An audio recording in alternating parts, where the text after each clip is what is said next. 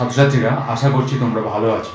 তো এর আগের দিন যে কোঅর্ডিনেশন কম্পাউন্ডের বেসিক কনসেপ্ট আমরা আলোচনা করেছিলাম, নিশ্চয়ই তোমরা প্র্যাকটিস করেছো। সেখানে আমরা আলোচনা করেছিলাম যে কোঅর্ডিনেশন কম্পাউন্ড কি।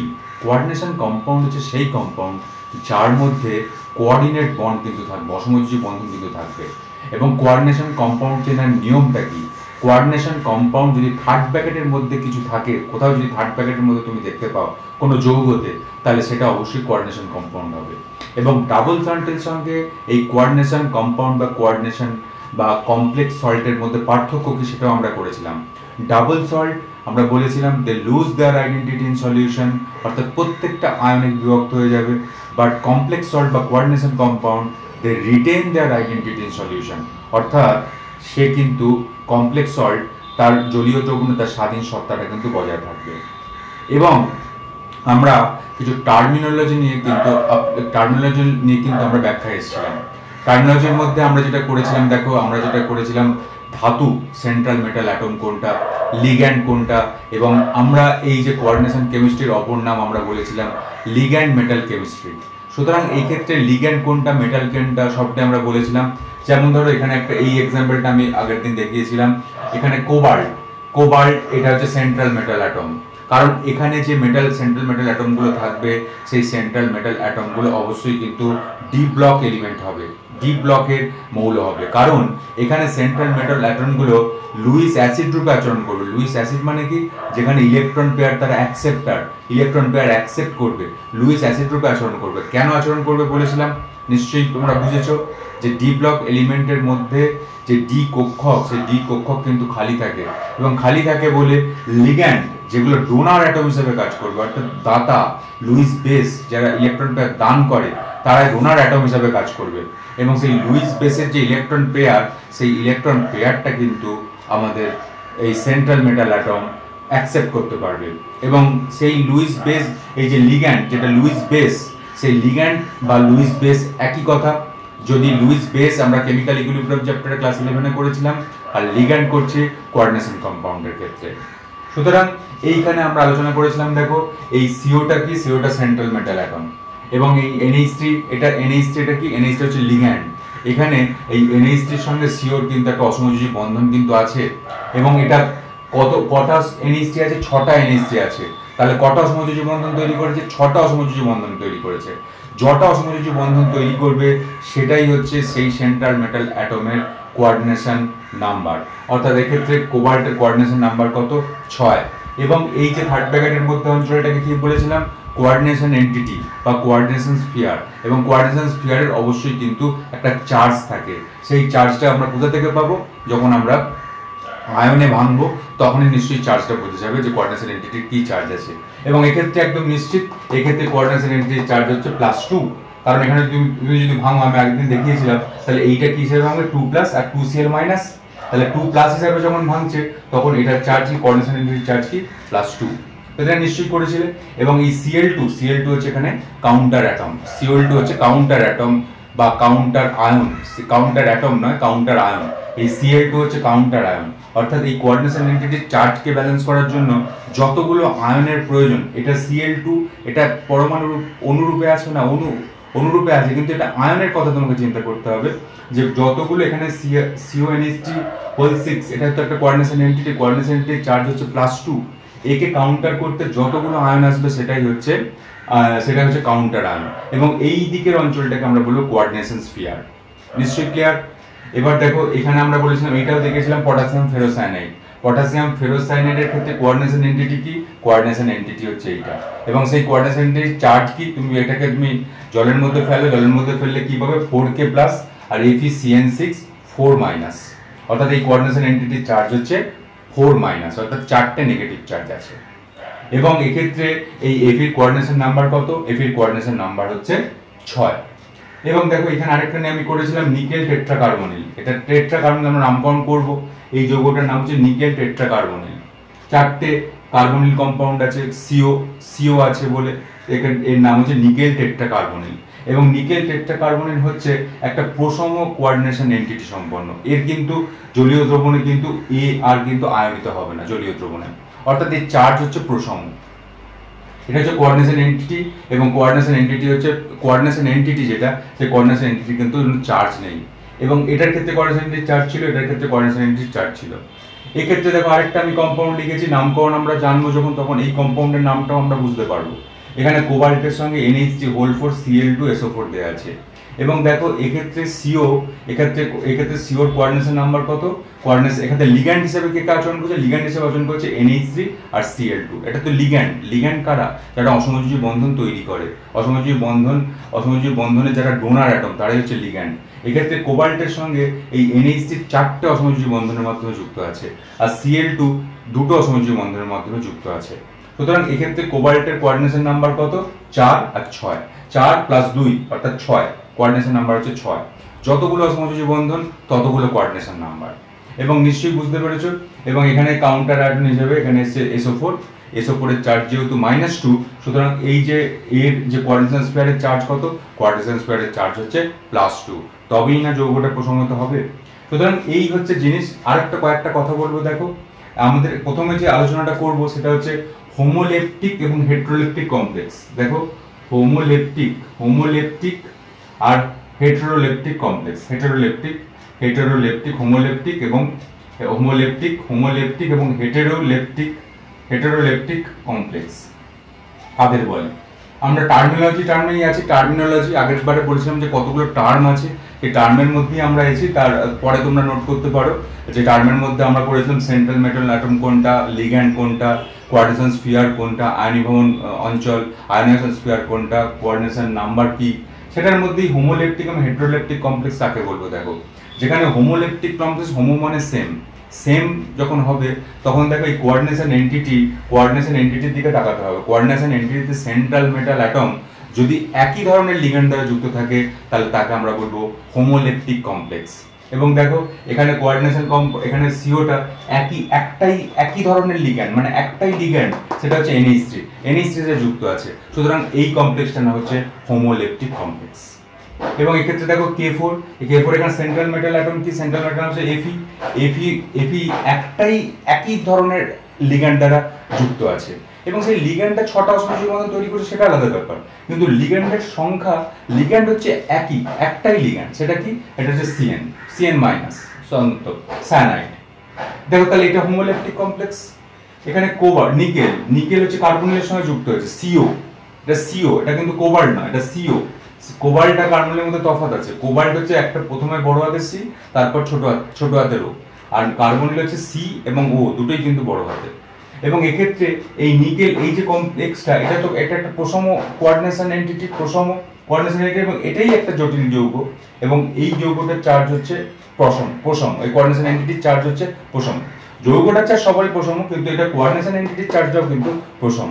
এবং এটাও একটা হোমোলেপটিক কমপ্লেক্স, কারণ এখানে যে লিগ্যান্ডটা আছে সেই লিগ্যান্ড কিন্তু একই ধরনের, অর্থাৎ একটাই, সেটা হচ্ছে কার্বনিল। কিন্তু এইটা দেখো, এইটা হচ্ছে এই কোবাল্টটা কিন্তু এখানে দুটো ধরনের লিগ্যান্ডের সঙ্গে যুক্ত আছে, একটা হচ্ছে অ্যামোনিয়া, একটা হচ্ছে Cl2। সুতরাং এইটা হচ্ছে হেটেরোলেপটিক কমপ্লেক্স, অর্থাৎ হেটেরো মানে হচ্ছে বিষম, আলাদা। তো এখানে যেহেতু CO, NH3 এবং Cl2 আলাদা লিগ্যান্ডের সঙ্গে যুক্ত আছে, সুতরাং এইটা হচ্ছে একটা হেটেরোলেপটিক কমপ্লেক্স। নিশ্চয়ই তাহলে হোমোলেপটিক কমপ্লেক্স এবং হেটেরোলেপটিক কমপ্লেক্স বুঝতে পারলে। হোমোলেপটিক কমপ্লেক্স কাকে বলে এবং হেটেরোলেপটিক কমপ্লেক্স কাকে বলে। হোমোলেপটিক হচ্ছে যেখানে কোনো কোঅর্ডিনেশন এন্টিটির মধ্যে কোনো কেন্দ্রীয় ধাতু পরমাণু, সেন্ট্রাল মেটাল অ্যাটম একই ধরনের লিগ্যান্ড দ্বারা যুক্ত থাকে, তাকে আমরা বলবো, সেই যৌগটাকে আমরা বলবো হোমোলেপটিক কমপ্লেক্স। এবং এই তিনটেই হচ্ছে হোমোলেপটিক কমপ্লেক্স। এবং হেটেরোলেপটিক কমপ্লেক্স হচ্ছে সেই যৌগ যেখানে সেন্ট্রাল মেটাল অ্যাটম একাধিক লিগ্যান্ডের সঙ্গে যুক্ত থাকে। একের অধিক মানে কি, একের অধিক মানে এই অর্থে একের অধিক আলাদা লিগ্যান্ড দ্বারা যুক্ত থাকে, তাকে আমরা বলবো হেটেরোলেপটিক কমপ্লেক্স। ঠিক আছে, এই টার্মটা তোমরা করবে। এর পরের যে টার্মটা আমরা করব সেটা হচ্ছে ক্যাটায়নিক কমপ্লেক্স এবং অ্যানায়নিক কমপ্লেক্স। পরের টার্মটা ক্যাটায়নিক কমপ্লেক্স এবং অ্যানায়নিক কমপ্লেক্স। একটা করব ক্যাটায়নিক কমপ্লেক্স এবং অ্যানায়নিক কমপ্লেক্স। ক্যাটায়নিক কমপ্লেক্স এবং অ্যানায়নিক কমপ্লেক্স কাকে বলে। দেখো ক্যাটায়নিক কমপ্লেক্স এবং অ্যানায়নিক কমপ্লেক্স কাকে বলে, এটা করতে গেলে আমাদের দেখতে হবে যে আমাদের যখন কোনো কোঅর্ডিনেশন কম্পাউন্ড আছে, জটিল যৌগ আছে, সেই জটিল যৌগের কোন দিকটায়, মানে তুমি যদি জটিল যৌগকে জলের মধ্যে ফেলো তাহলে কোঅর্ডিনেশন এন্টিটির চার্জটা কী হবে। যদি কোঅর্ডিনেশন এন্টিটির চার্জ যদি পজিটিভ হয় তাহলে সেটা ক্যাটায়নিক কমপ্লেক্স, আর কোঅর্ডিনেশন এন্টিটির চার্জ যদি নেগেটিভ হয় তাহলে সেটা অ্যানায়নিক কমপ্লেক্স। বুঝতে পারলে? যেমন ধরো এইটার মধ্যে যদি জলে তুমি ফেলো, তো এইটা যদি জলের মধ্যে ফেলো তাহলে কি হবে, তাহলে কিরকম ভাবে ভাঙবে, তাহলে দেখো ভাঙবে CONH3 হোল 6, এটা কোঅর্ডিনেশন এন্টিটি, এর চার্জ কি হবে 2+, আর এখানে ভাঙবে 2Cl-। সুতরাং এইটা কি, এটা হচ্ছে দেখো এখানে পজিটিভ চার্জ আছে, যে কোঅর্ডিনেশন এন্টিটির চার্জ যদি পজিটিভ হয় তাহলে সেটা হচ্ছে ক্যাটায়নিক কমপ্লেক্স, এটা একটা ক্যাটায়ন রূপে আচরণ করবে, ক্যাটায়নিক কমপ্লেক্স। আর এটার ক্ষেত্রে কি হলো, এটার ক্ষেত্রে কোঅর্ডিনেশন এন্টিটির চার্জ হচ্ছে নেগেটিভ, কারণ এটা যদি তুমি জলের মধ্যে ফেলো, আমি আগের দিন দেখিয়েছিলাম জলের মধ্যে তুমি যদি যোগ করো তাহলে কি হবে, যে এখানে 4K প্লাস FeCN6 4-, তাহলে এখানে কোঅর্ডিনেশন এন্টিটিটা কি, কোঅর্ডিনেশন এন্টিটি হচ্ছে এখানে নেগেটিভ। সুতরাং এটা কি কমপ্লেক্স, এটা হচ্ছে অ্যানায়নিক কমপ্লেক্স। অ্যানায়ন মানে হচ্ছে নেগেটিভ, সুতরাং অ্যানায়ন হচ্ছে নেগেটিভ চার্জ যুক্ত আয়ন, সুতরাং এটা হচ্ছে অ্যানায়নিক কমপ্লেক্স। ধরতে পারলে? আর এইটা হচ্ছে, এটা কোনো কমপ্লেক্সই নয়, ক্যাটায়নিক অ্যানায়নিক কোনো কমপ্লেক্সই নয়, কারণ এটা জলীয় দ্রবণে আর আয়নিত হবে না, কারণ এটার কোঅর্ডিনেশন এন্টিটির চার্জ হচ্ছে 0, এবং এটাকে আমরা বলবো নিউট্রাল কমপ্লেক্স। ক্যাটায়নিক নয়, অ্যানায়নিক নয়, নিউট্রাল, একটা প্রসম, একটা কমপ্লেক্স, প্রসম জটিল যৌগ। আর এটার ক্ষেত্রে কি হবে, এটার ক্ষেত্রে এটা কি কমপ্লেক্স হবে, এটাও ক্যাটায়নিক কমপ্লেক্স, কারণ এটাও ক্যাটায়নিক কমপ্লেক্স, কারণ এটা যদি জলীয় দ্রবণে পড়ে তাহলে কিন্তু এটাও এই কোঅর্ডিনেশন এন্টিটির চার্জ হবে পজিটিভ, আর কোঅর্ডিনেশন এন্টিটির চার্জ যদি পজিটিভ হয় তাহলে ক্যাটায়নিক কমপ্লেক্স হবে। সুতরাং একটা কথা তোমরা একটা সহজভাবে ভেবে রাখো, যদি এই বাঁদিকে যদি থার্ড ব্র্যাকেটটা থাকে তাহলে সেটা হচ্ছে ক্যাটায়নিক কমপ্লেক্স, আর ডান দিকে যদি থার্ড ব্র্যাকেটটা থাকে তাহলে সেটা হচ্ছে অ্যানায়নিক কমপ্লেক্স। একদম এরকম ভাবেই মনে রাখো। এটা বাঁদিকে যদি বাঁদিকে কোঅর্ডিনেশন এন্টিটিটা আছে, অর্থাৎ কোঅর্ডিনেশন স্ফিয়ার বা কোঅর্ডিনেশন এন্টিটি আছে, তাহলে বাঁদিকে যদি থাকে তাহলে সেটা হচ্ছে ক্যাটায়নিক, আর যদি ডান দিকে থাকে তাহলে সেটা হচ্ছে অ্যানায়নিক কমপ্লেক্স। বুঝতে পারলে? এইবার যেটা আমরা করতে চলেছি সেটা হচ্ছে খুব ইম্পর্টেন্ট, সেটা আমি এখানে জলটা মুছে দিচ্ছি কারণ তোমাদের বুঝতে সুবিধা হবে। এটা যেটা আমরা করবো সেটা হচ্ছে এই যে দেখো আমরা এর আগে বলেছি লিগ্যান্ড কিন্তু প্রসম হতে পারে, ক্যাটায়নিকও হতে পারে, অ্যানায়নিকও হতে পারে। ক্যাটায়নিক লিগ্যান্ডের চান্সটা একটু কম, ক্যাটায়নিক লিগ্যান্ডের চান্সটা তোমাদের মধ্যে আমি NO+ এটা উদাহরণ দিয়েছিলাম। মূলত প্রসম লিগ্যান্ড হতে, প্রসম লিগ্যান্ডের মধ্যে তোমরা নোট করেছো, একটু খাতাটা দেখো যে প্রসম লিগ্যান্ডের মধ্যে কি কি উদাহরণ দিয়েছিলাম। প্রসম লিগ্যান্ডের মধ্যে উদাহরণ দিয়েছিলাম অ্যামোনিয়া হচ্ছে প্রসম, জল H2O হচ্ছে প্রসম, CO কার্বন মনোক্সাইড সেটা হচ্ছে প্রসম। আর অ্যানায়নিক লিগ্যান্ডের মধ্যে কি করেছে, অ্যানায়নিক লিগ্যান্ডের মধ্যে করেছিলাম আমরা CN-, F-, Cl-, এগুলো হচ্ছে অ্যানায়নিক লিগ্যান্ড। সুতরাং এইখানে কোঅর্ডিনেশন আমাদের এটা পরের যে আমরা টার্মটা আলোচনা করব, হোমোলেপটিক হেটেরোলেপটিক কমপ্লেক্স বুঝতে পেরেছো, ক্যাটায়নিক কমপ্লেক্স, অ্যানায়নিক কমপ্লেক্স এটাও বুঝতে পেরেছো বলেই আমি মনে করছি। আচ্ছা, এরপরে যেটা আমরা করব সেটা হচ্ছে সেন্ট্রাল মেটাল অ্যাটমের চার্জ নির্ণয়, CM এর চার্জ নির্ণয় করতে হবে। CM এর চার্জ কত, অর্থাৎ সেন্ট্রাল মেটাল অ্যাটমের একটা কোঅর্ডিনেশন কম্পাউন্ডের মধ্যে সেন্ট্রাল মেটাল অ্যাটমের চার্জ কত হবে। এইটা কিন্তু আমাদের সেই জারণ সংখ্যার যে নিয়মটা ছিল, আমরা ক্লাস 11-এ পড়েছিলাম, এই জারণ সংখ্যার নিয়মটা প্রয়োগ করে কিন্তু অধিকাংশ ক্ষেত্রে এই চার্জটা নির্ণয় করা যাবে। কিরকম ভাবে জারণ সংখ্যার নিয়মটা আমরা পড়েছিলাম দেখো একটু চিন্তা করে, আমি একটা করে দেখাচ্ছি। আমাদের সেন্ট্রাল মেটাল অ্যাটমের চার্জ নির্ণয় করতে হবে। এক্ষেত্রে সেন্ট্রাল মেটাল অ্যাটম কোনটা, কোবাল্ট CO, এবং এর উপর কত চার্জ আছে সেটা কিন্তু নির্ণয় করতে হবে। গোটা কমপ্লেক্সটা কিন্তু হচ্ছে প্রসম, কিন্তু এই ক্যাটায়নিক যে অর্থাৎ কোঅর্ডিনেশন এন্টিটি তো ক্যাটায়নিক, এখানে কোঅর্ডিনেশন এন্টিটি চার্জ হচ্ছে পজিটিভ, আর এখানে Cl2 চার্জ হচ্ছে নেগেটিভ, এবং মানে Cl2 চার্জ হচ্ছে Cl- যখন আয়নে ভাঙবে তখন নেগেটিভ, ওরা যখন যুক্ত হচ্ছে তখন প্রসম হচ্ছে।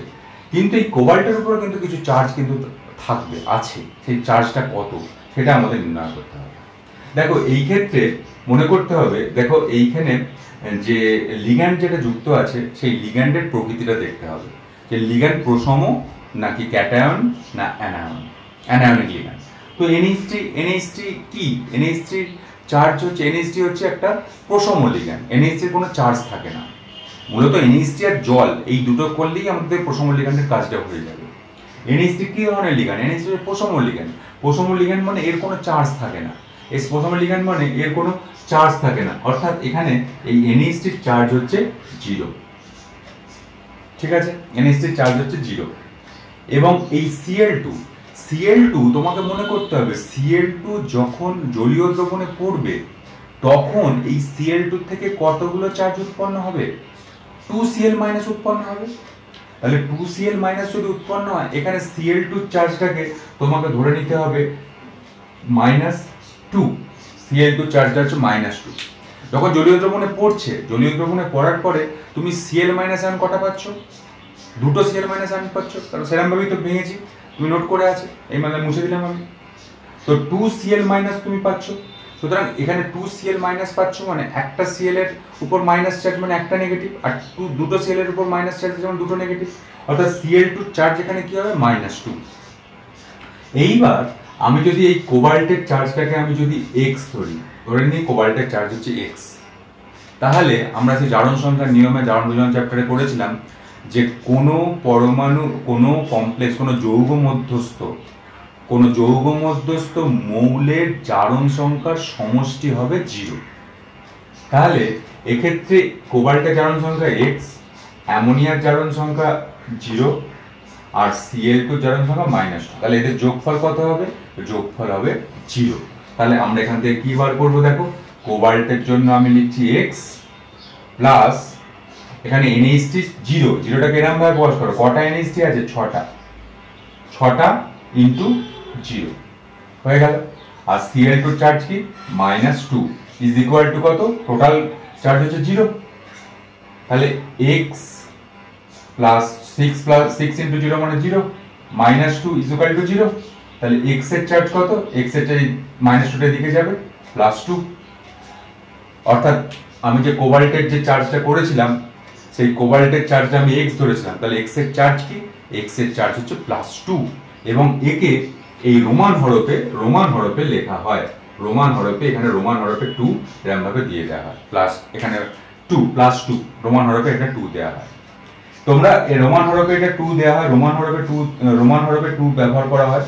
এবং এক্ষেত্রে তোমরা রোমান হরফে 2 এর উপর দেখালে রোমান হরফে ব্যবহার করবে, আর বার করার সময় +2 আকারে তো বারটা করতে হবে। এবং চলতি কথায় এখানে +2 দিলেও কোনো ক্ষতি হয় না, মানে নিয়ম হচ্ছে IUPAC নিয়ম হচ্ছে এখানে রোমান হরফে দেখানো, কিন্তু তুমি যদি এখানে +2 চার্জ দাও তাতেও +2 যদি লেখো, যদি সংখ্যায় লেখো, নর্মাল সংখ্যায়, তাহলেও কোনো ক্ষতি কিন্তু হবে না। সুতরাং এখানে তুমি রোমান হরফে ইউপ্যাক যখন বলছে তখন এখানে 2 এরকম ভাবে দেখানোটাই বেটার হবে। আচ্ছা দেখো, এবার দেখো এইটার চার্জ যদি নির্ণয় করতে হয়, কার চার্জ নির্ণয় করব? চার্জ নির্ণয় করব Fe চার্জ নির্ণয় করতে হবে। Fe চার্জ হচ্ছে, Fe চার্জ আমি ধরে নিচ্ছি x, যেটা নির্ণয় করতে হবে সেটাকে চার্জ ধরে নাও x। এবার দেখো Cn, তো Cn এর চার্জ কি হবে? Cn হচ্ছে একটা অ্যানায়নিক লিগ্যান্ড। তোমাকে মনে করতে হবে এই Cnটা কোনো যৌগ অবস্থায় আছে। আমি একটা ট্রিক্স বলছি, ধরো Cn এর তুমি একটা কি যৌগ জানো? পটাশিয়াম সায়ানাইড যৌগ জানো, KCN। তো KCN যখন আয়নে ভাঙবে তখন কি ভাঙবে? K+ আর Cn-, এই আয়নে ভাঙবে। এই Cn- এর উপরে চার্জ কত? -1। তাহলে তাহলে এখানে যে Cn আছে, এই Cn এর চার্জ কত হবে? এই Cn এর চার্জ হচ্ছে -1, মানে একটা Cn এর চার্জ হচ্ছে -1। তোমাকে মনে করতে হবে এটা কোনো যৌগের মধ্যে আছে, যৌগের মধ্যে থাকবে যখন আয়নে ভাঙবে তখন এটা ধরো কোনো আয়নিক কম্পাউন্ড, যখন আয়নে ভাঙবে তখন যে চার্জটা হবে সেটাই কিন্তু এটার চার্জের মধ্যে আসবে। অর্থাৎ Cn এর চার্জ কত হবে? Cn এর চার্জ হচ্ছে -1, কারণ এটা হচ্ছে অ্যানায়নিক লিগ্যান্ড, এটা আমি আগেও বলেছি তোমাদের। তাহলে একটা Cn এর চার্জ হচ্ছে -1, তাহলে এটার চার্জ হচ্ছে -1, Cn-। আর K4, এই K4 এর চার্জ কি হবে? তুমি এরকম করে দেখে নাও, এই যে K4 এখানে দেখো, যে কোনো তুমি কম্পাউন্ডের সঙ্গে যোগ করো, মানে যে কোনো এরকম ভাবে চিন্তা করো যে KCl বা KCN, তো KCl বা KCN এর মধ্যে যখন আয়নে ভাঙবে তখন Kটা কি আকারে ভাঙবে? এটা পজিটিভ K+, তো K+ যদি ভাঙে তাহলে K+ এর চার্জ কত? মানে K+ আয়নের চার্জ কত আছে? +1 চার্জ আছে। তাহলে এখানে এর জারণ সংখ্যা কত? K এর জারণ সংখ্যা হচ্ছে +1। এবার টোটালটা যোগ করতে হবে, টোটাল যোগফল করতে হবে।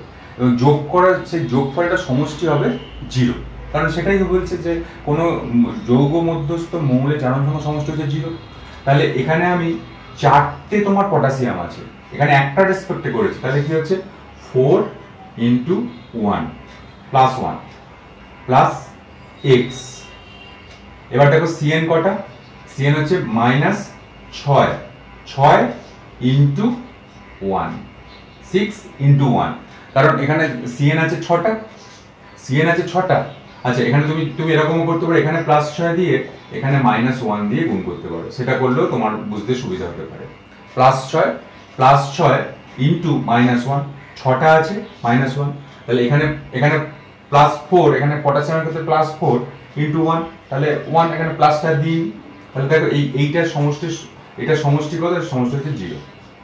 তাহলে x এর মান কত হবে, এখানে 4 + x, 6 - 6 = 0, তাহলে x = কি হবে 6 - 4 = +2। তাহলে এখানে এফিড চার্জ কত, এফিড চার্জ হচ্ছে +2। খুব ভালো করে কিন্তু ক্যালকুলেশন করতে হবে, জারণ সংখ্যা ক্যালকুলেশন কিন্তু করতে হবে, কারণ জারণ সংখ্যার উপর কিন্তু অনেক টপিক কিন্তু লুকিয়ে আছে, জারণ সংখ্যা ক্যালকুলেশন করতে হবে। তাহলে এফিড চার্জ কি হলো, এফিড চার্জ হচ্ছে +2, এফিড চার্জ আসছে +2। এখানে আমি +2টাকে আমি এখানে রোমান হরফে 2 দিয়ে দেবো। এরকম যদি +2 দিতে পারো, আমার কাজের চলতি কথা, এখানে +2 দিয়ে দিতে পারি কাজের সুবিধার্থে, তাতে কিছু অসুবিধা হবে না। এবার দেখো নিকেল টেট্রাকার্বনেট, এইটার মধ্যে চার্জ কি হবে, নিকেল টেট্রাকার্বনেটের মধ্যে এই কার চার্জ নির্ণয় করবো, কেন্দ্রীয় ধাতব পরমাণু। কেন্দ্রীয় ধাতব পরমাণু যদি চার্জ নির্ণয় করতে হয়, নিকেলের চার্জটাকে ধরে নাও x, আর কোবাল্ট হচ্ছে প্রসম, কোবাল্ট প্রসম লিগ্যান্ড, কোবাল্টের সঙ্গে কোবাল্ট বলছি আমি, সরি আমি আমার ভুল করছি, এখানে কোবাল্ট বলতে এই CO হচ্ছে কি কার্বনিল, অর্থাৎ কার্বন মনোক্সাইড।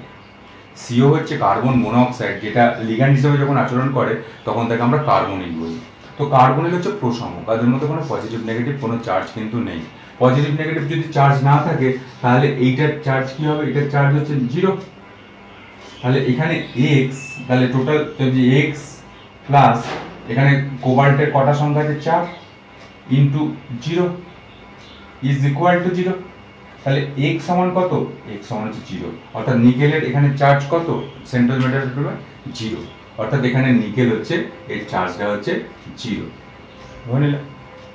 এবার দেখো এইটার ক্ষেত্রে বার করি, এটার ক্ষেত্রে এই যে যৌগটার ক্ষেত্রে বার করি, এই যৌগটার ক্ষেত্রে কোবাল্টের বার করতে হবে। কোবাল্টের চার্জ যেটা আমি ধরে নিচ্ছি x, NH3 কি হচ্ছে 0, Cl2, আমি বলেছি Cl2 থাকলে তোমাকে চিন্তা করতে হবে Cl2 কোনো একটা আয়নিক কম্পাউন্ড হিসেবে চিন্তা করতে হবে। ধরো NaCl, তো NaCl কে তুমি ভাঙো, NaCl কে ভাঙে তুমি Na+ আর Cl- পাচ্ছ, তাহলে Cl- পাচ্ছ, Cl- এর চার্জ কত, -1। তাহলে এখানে Cl2 চার্জ কি হবে, এখানে একটা Cl2 রেসপেক্টে করি, একটা Cl2 রেসপেক্টে Cl হচ্ছে -1 চার্জটা, আর SO4 আয়নের চার্জ কত, SO4 আয়নের চার্জ হচ্ছে -2, কারণ তুমি এখানে H2SO4 কে তুমি ভাঙো, যদি মানে এরকম করে যৌগ একটা তৈরি করে H2SO4 ভাঙলে কি হবে 2H+ আর SO4 2-, তাহলে SO4 এর চার্জ কি হবে 2-। এবার তুমি এটা যোগফল করো, যোগফল করলে তোমার এখানে বুঝতে পেরে যাবে। দেখো এখানে আমি যোগ করছি, এখানে হচ্ছে x যোগ করলাম প্লাস 4 × 0 প্লাস Cl2 কটা আছে 2 × -1 প্লাস SO4 1 × -2, SO4 একটা আছে -2 তার চার্জ, এবং এটা যোগ করে তুমি কত পাবে, এটা যোগ হচ্ছে 0, যোগ করে হচ্ছে 0। তাহলে তুমি x সমান কত, x সমান হচ্ছে x + 0, এটা 0 পাচ্ছি, -2 x + 0, এটা হচ্ছে প্লাসে মাইনাসে মাইনাস -2, আর প্লাসে মাইনাসে -2 = 0। কারণ x সমান কত, x সমান হচ্ছে +4। তাহলে এখানে এই কোবাল্টের চার্জ কত, কোবাল্টের চার্জ হচ্ছে +4, কোবাল্টের চার্জ হচ্ছে +4, কোবাল্টের চার্জ হচ্ছে +4, কোবাল্টের চার্জ এখানে হচ্ছে +4, বা তুমি এখানে IV রোমান হরফে IV বা +4 এর মধ্যে দিতে পারো, তাতে কোনো অসুবিধা নেই। এই চার্জ নির্ণয় তোমাকে করতে হবে, চার্জ নির্ণয় কিন্তু খুব ইম্পর্টেন্ট। আরে কয়েকটা জিনিস আমি করি, তাহলে আরো জায়গাটা ক্লিয়ার হয়ে যাবে। যে ধরো এরকম, ধরো এরকমও দিয়েছে, কোনো যৌগ দেয়নি, ধরো কোঅর্ডিনেশন একটা এন্টিটি দিয়ে দিয়েছে। ধরো তোমাকে দিয়েছে এই একটা জিনিস, যেটা হচ্ছে দেখো এরকম দিয়েছে যে COCl NH3 whole 4, COCl NH3 whole 4, আর এখানে দিয়েছে NO2 আর এখানে +1, প্লাস একটা প্লাস দেওয়া আছে, +1 +1 মানে একটা প্লাস দেওয়া আছে। তো এইটা কিন্তু কোনো, এটা কোঅর্ডিনেশন এন্টিটির চার্জটা দেওয়া আছে +1, কোঅর্ডিনেশন এন্টিটির চার্জে +1 দিয়েছে, কোনো যৌগ রূপে দেওয়া নেই। তাহলে তুমি এক্ষেত্রে কিন্তু একই নিয়ম ফলো করতে হবে, অর্থাৎ এখানে টোটালটার যে যোগফলটা হবে সেই যোগফলটা শূন্য না করে টোটাল যোগফলটা হবে +1। এইটা করতে হবে যখন পজিটিভ চার্জটা থাকবে। তাহলে তুমি এখানে করো, এখানে কোবাল্টের চার্জ হচ্ছে, কোবাল্টের চার্জটাকে আমি ধরে নিচ্ছি x, Cl এর কত -1, NH3 এর কত 0, NO2 চার্জ কত হবে, NO2 তুমি বললাম একটা আয়নিক কম্পাউন্ড ধরে নাও KNO2 তো হয় পটাশিয়াম নাইট্রাইট, তো পটাশিয়াম নাইট্রাইটকে তুমি ভাঙো K প্লাস NO2 মাইনাস, তাহলে NO2 চার্জ কি হবে -1। যে যতগুলো, যেটা তার আয়নের উপরে যে চার্জটা থাকবে সেটাই তার চার্জ হবে, তাই NO2 -1, তাহলে এখানে কি হচ্ছে -1, NO2 চার্জ -1। এবং এই যে যোগফলটা করে, এবার যোগফলটা কত পাচ্ছ দেখো, এই যোগফলটা হচ্ছে এখানে x -1 আর NH3 হচ্ছে, আমি আর গুণ করছি না, 0 × 4 মানে 0 হচ্ছে -1 ইজ ইকুয়াল টু, তখন কিন্তু আর 0 করবো না, কারণ এটা কোঅর্ডিনেশন এন্টিটিতে এখানে পজিটিভ চার্জ আছে, তাহলে এইটার যে সমষ্টিটা হচ্ছে যতগুলো পজিটিভ চার্জ থাকবে তার সঙ্গে সমান, তাহলে এটা কি হবে, এটা হচ্ছে +1, এটা সমান +1। এবার x সমান কি দাঁড়াচ্ছে, x = -2 +1, তাহলে x = 1 + 2 সমান কত, +3, অর্থাৎ এখানে কোবাল্টের জারণ সংখ্যা কত, +3। একদম কিছু ঘাবড়াবার কোনো জায়গা নেই, খুব ভালো করে এই জায়গাটা করবে, আমি সবটাই এখানে দেখালাম। আর কোনো যদি আমি ধরো এখানে কোনো তুমি এখানে কোনো আরও কিছু তুমি করতে পারো, তোমার পছন্দ মতো আরও কিছু জিনিস তুমি করতে পারো। ধরো এইটা দিয়েছে, ধরো যদি অ্যানায়নিক কমপ্লেক্স একটা দিয়েছে, অ্যানায়নিক কমপ্লেক্সের মধ্যে তোমাকে এইটা দিয়েছে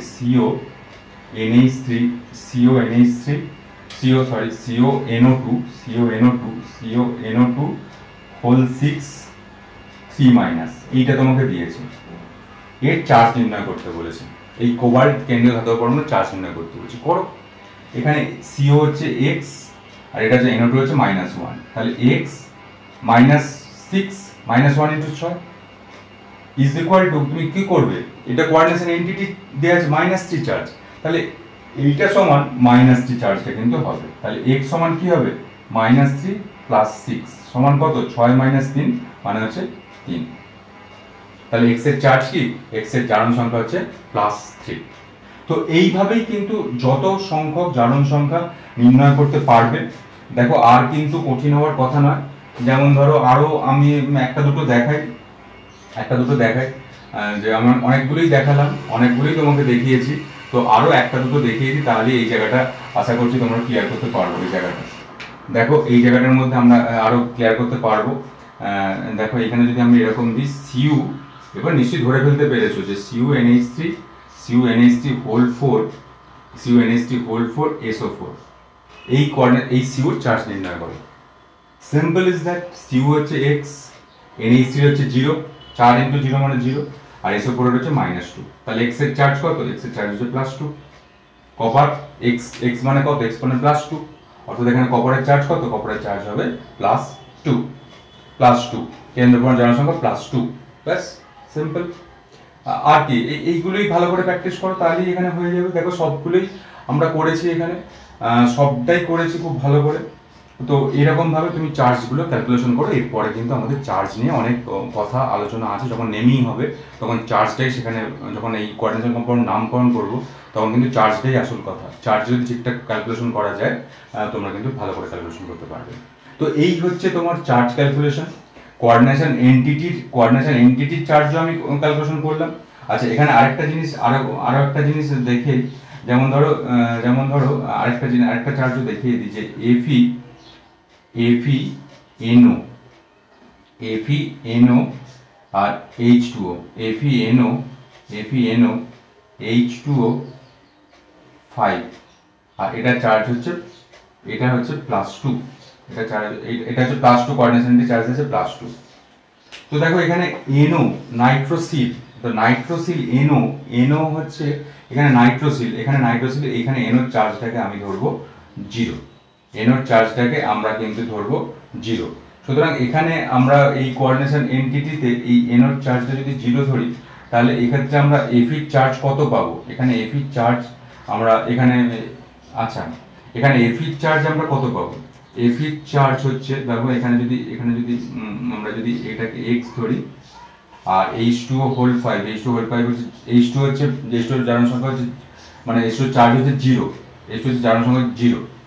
আচ্ছা, আর এখানে যেটা হচ্ছে সেটা হচ্ছে, দেখো এখানে যেটা পাবো Feটা আমি কত পাবো? Feটা পাবো এখানে, এটা হচ্ছে NOটাকেও আমি 0 ধরতে হবে, NOটাকেও 0, NOটাও 0, NOটা প্রসম হিসাবে প্রসম হবে, NO প্লাস নয়, এটা NO হচ্ছে প্রসম।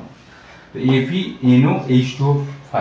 এবার তাহলে এখানে Fe জারণ সংখ্যা বার করো, Fe জারণ সংখ্যা কত হবে? Fe = 2 হবে, কারণ এখানে এটার চার্জটাই হচ্ছে এটার চার্জ, কারণ এই দিকের চার্জ হচ্ছে 0। তাহলে Fe জারণ সংখ্যা কত হবে? এখানে জারণ সংখ্যা হচ্ছে +2। এইভাবে তোমরা কোঅর্ডিনেশন এন্টিটিও চার্জ নির্ণয় করতে পারো, কোঅর্ডিনেশন এন্টিটির চার্জও নির্ণয় করতে পারবে। কোঅর্ডিনেশন এন্টিটির চার্জ দ্বারা তোমরা কিন্তু জারণ সংখ্যাটা নির্ণয় করতে পারবে, জারণ সংখ্যা নির্ণয় করতে কিন্তু পারবে, অসুবিধা কিন্তু কিছু হওয়ার কথা না। এবার তোমরা এরকম ভাবে কিন্তু তোমরা চার্জ নির্ণয় করতে পারবে। চার্জ নির্ণয় অনেক কথাই আমি বললাম, ভালো করে করবে। এরপর দেখো আমি এরপরে যেটা আমরা করব, দেখো আরো 2-3টে টার্ম করে নেব, যে কোঅর্ডিনেশন পলিহেড্রন। তো কোঅর্ডিনেশন পলিহেড্রন বলতে কি বোঝায়? কোঅর্ডিনেশন, আমরা যে পরেরটা যে টার্মটা আলোচনা করব সেটা হচ্ছে কোঅর্ডিনেশন পলিহেড্রন। তো কোঅর্ডিনেশন পলিহেড্রন এটা বলতে কি বোঝায়? কোঅর্ডিনেশন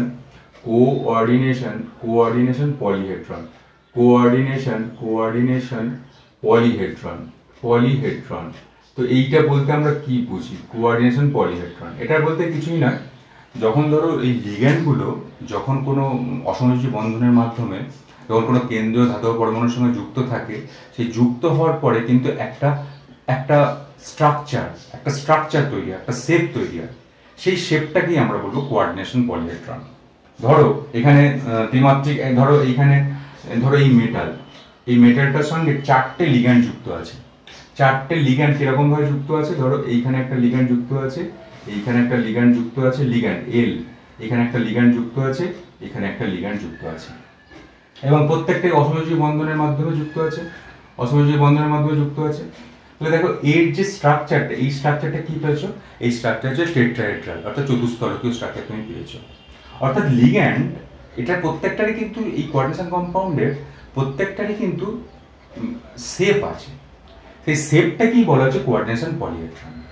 অর্থাৎ যতগুলো এখানে লিগ্যান্ড যুক্ত হচ্ছে, লিগ্যান্ড কিন্তু একটা ত্রিমাত্রিক দেশে একটা নির্দিষ্ট শেপে আকারে কিন্তু যুক্ত হবে, শেপ দিয়ে, এই যৌগটাকে একটা শেপ দিয়ে কিন্তু যুক্ত হবে। যেমন এটার ক্ষেত্রে হলো টেট্রাহেড্রাল। যদি তোমার 6টা যদি যুক্ত, মানে 4টে যদি যুক্ত থাকে, তাহলে কি হবে? ধরো এখানে মেটাল, তো মেটাল এই 4টে তো এরকম ভাবে যুক্ত থাকতে পারে, আবার যদি এরকমও যুক্ত থাকতে পারে। আমরা যখন ভ্যালেন্স বন্ড থিওরি করবো, ভ্যালেন্স বন্ড থিওরিতে আমরা শেপটাও জানতে পারবো। এখন ধরো এটা যদি এই লিগ্যান্ডগুলো এরকম ভাবে যুক্ত থাকে, এল এল এল এল, তো এইটা এরকম ভাবে তোমার কমপ্লেক্স করেছে, এরকম কোঅর্ডিনেশন কম্পাউন্ড করেছে, কোঅর্ডিনেট বন্ড দিয়ে যুক্ত আছে। এটা স্ট্রাকচার কি? এটা স্ট্রাকচার স্কোয়ার প্ল্যানার, এটা সমতলীয় বর্গাকার, যে স্কোয়ার প্ল্যানার স্ট্রাকচার। সুতরাং স্কোয়ার প্ল্যানার বা সমতলিক বর্গাকার, তো সমতলিক বর্গাকারের স্ট্রাকচার করতে পারে।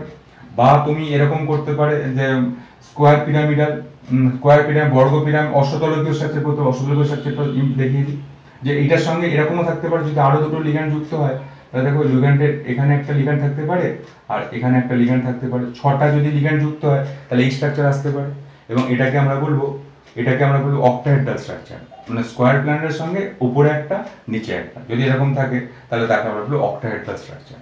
এরকম ভাবে স্ট্রাকচার নিয়ে আমরা আলোচনা করবো নিশ্চিতভাবে। তো এই যে শেপটা আনছে, যে লিগ্যান্ড কোনো মেটালের সঙ্গে যুক্ত হয়ে যে একটা নির্দিষ্ট আকৃতি পাচ্ছে, সেই আকৃতিটাকেই আমি বলবো কোঅর্ডিনেশন পলিহেড্রন। এই যে ঘটনাকৃতির সৃষ্টি করে তাকেই কোঅর্ডিনেশন পলিহেড্রন বলে। বাস, সিম্পল ইজ দ্যাট। আচ্ছা, আরেকটা জিনিস এখানে আছে, যেটা আমরা করব সেটার করার পরে যে নিখুঁত নিখুঁত জটিলায়ন এবং বা নিখুঁত জটিলায়ন, অসম্পূর্ণ এবং সম্পূর্ণ জটিলায়ন বা কমপ্লেক্স।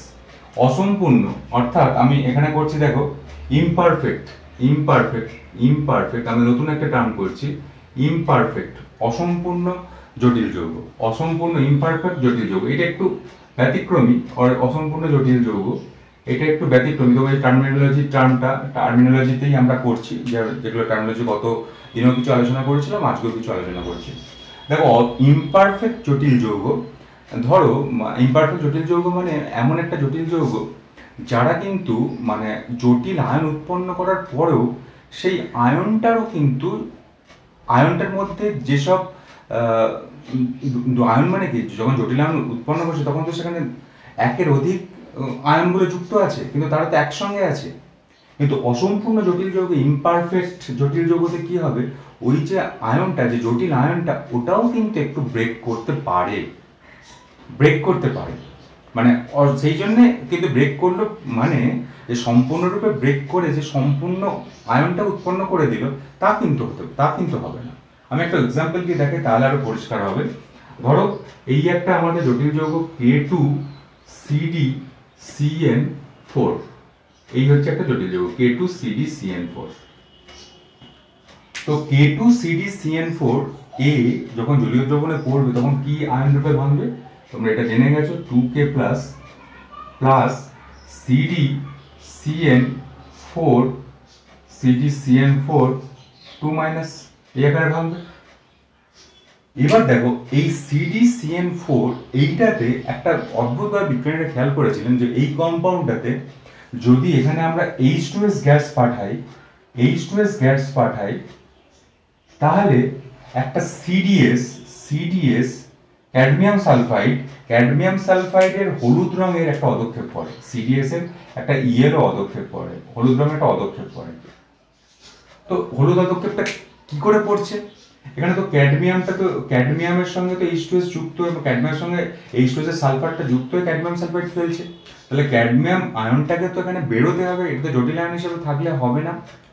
সেই কারণে বিজ্ঞানীরা বলছেন যে ইমপারফেক্ট জটিল যৌগ হচ্ছে তারাই যারা এইখানে যে জটিল আয়নটা যারা উৎপন্ন করবে, সেই জটিল আয়নটাকেও আয়নের মধ্যে যে একাধিক আয়ন আছে, আয়নগুলোকে ঠিকঠাক নিজস্বভাবে ধরে রাখতে পারবে না।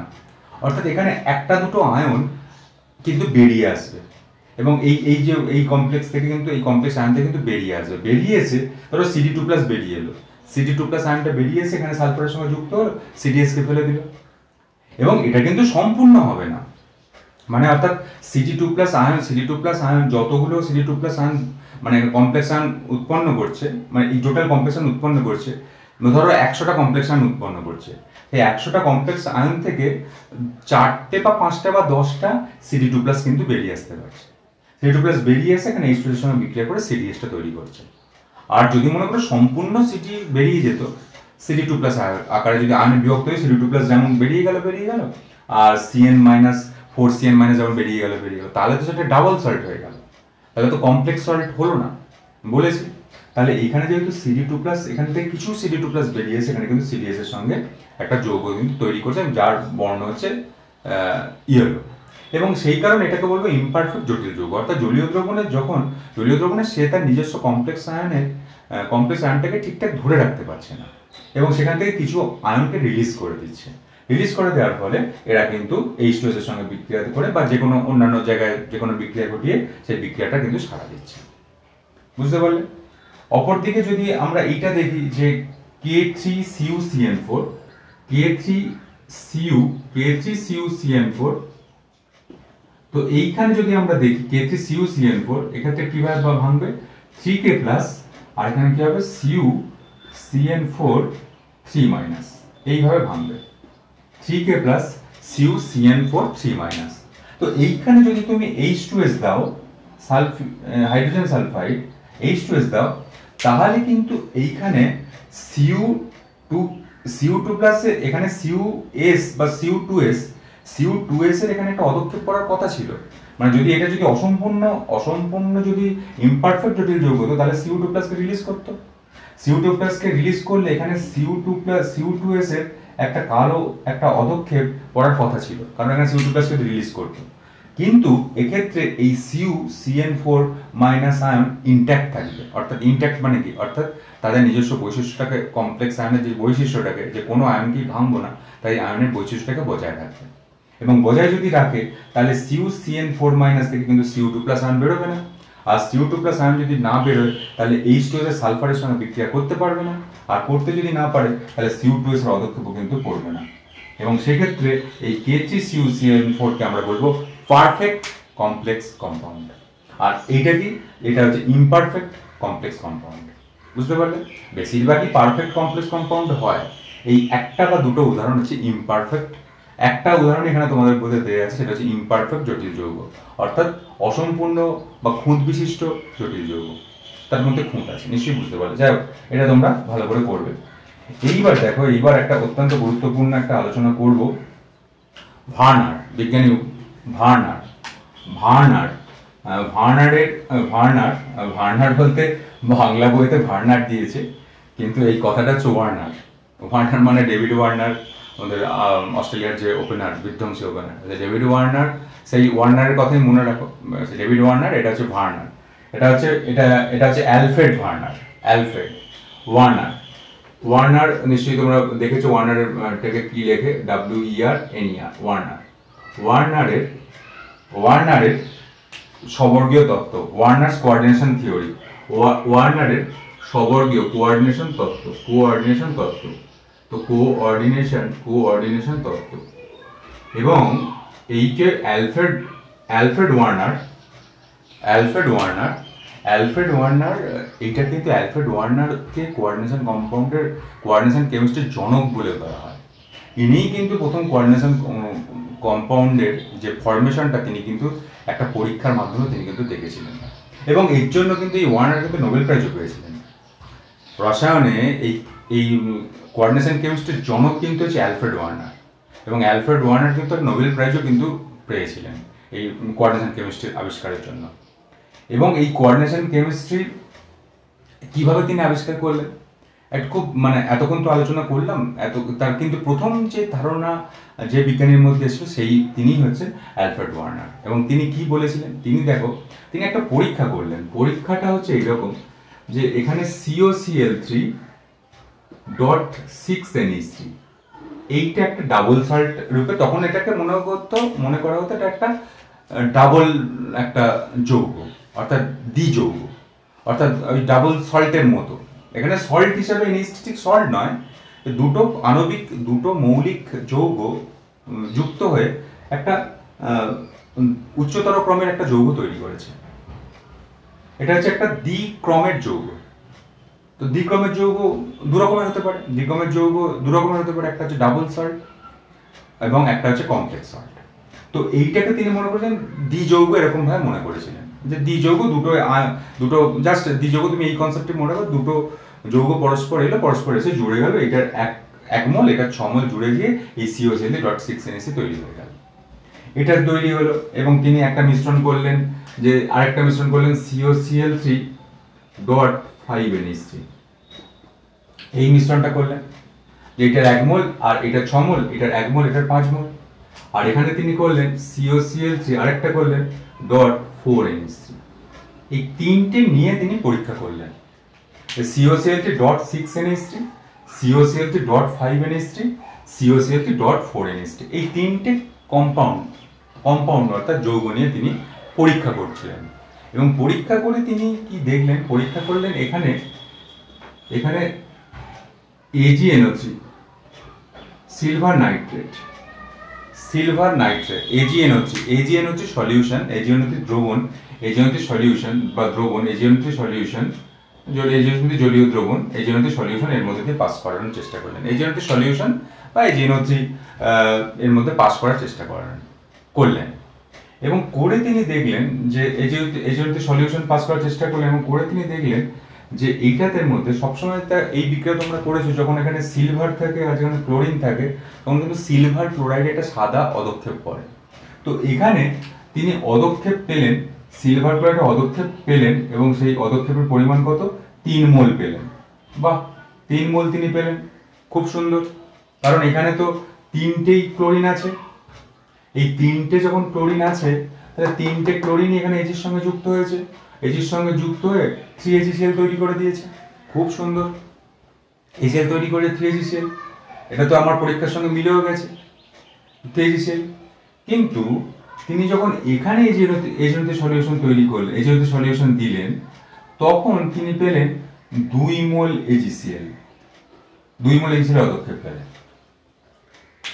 তখন তার মধ্যে একটা ধারণা হলো যে কি ব্যাপারটা হলো, এখানে তো 3টে Cl3 আছে, 3টে Cl3 আছে, আর এখানে 3টে Cl3, এখানে এজেন্ট যদি দিই তাহলে তো এখানে তো 3 মোল AgCl হওয়ার কথা, 2 মোল AgCl হলো কেন, 2 মোল AgCl আমি পেলাম কেন? আবার এখানে তিনি করলেন, এখানে আবার এজেন্ট সলিউশন, আবার এইটার এই কম্পাউন্ডের এজেন্ট সলিউশন দিলেন, সেখানে তিনি পেলেন 1 মোল AgCl। অদ্ভুত ব্যাপার, এখানেও তো 3 মোল আছে। AgCl যদি এজেন্ট এক্সেস পরিমাণে আমি দিচ্ছি, অতিরিক্ত পরিমাণে দিচ্ছি, তাহলে তো এখানে Cl3 গোটাটাকেই তো নিয়ে নেওয়া উচিত, গোটাটাকে নিয়ে নিয়ে 3 মোলই তো হওয়া উৎপন্ন করা উচিত, তাহলে এটা কেন হলো না? তখন তিনি ভাবলেন যে এদের মধ্যে নিশ্চয়ই গঠন, এদের স্ট্রাকচার কিন্তু একটু আলাদা আলাদা আছে। কিরকম স্ট্রাকচার আছে? তখন তিনি ভাবলেন ওই যে স্ট্রাকচারটার মধ্যে একটা জটিল আয়ন আছে, এবং সেই জটিল আয়নটা আর আয়নিত হচ্ছে না, এবং সেই আয়নিত হচ্ছে না বলে এই ধরনের কিন্তু পরীক্ষাটা দেখা যাচ্ছে। এবং তিনি এই যে কম্পাউন্ডটাকে তিনি কিরকম স্ট্রাকচারটা দিলেন, এই কম্পাউন্ডের স্ট্রাকচার দিলেন এইরকম, CONH3 6, এটাকে থার্ড ব্র্যাকেটের মধ্যে রাখলেন, এবং Cl3টাকে এটাকে বাইরে রাখলেন। তাহলে এইটা যখন আয়নিত হচ্ছে, তখন কিভাবে, এটা যখন জলের মধ্যে যখন পড়ে আছে আয়নিত হচ্ছে, তখন কি উৎপন্ন করছিল? CONH3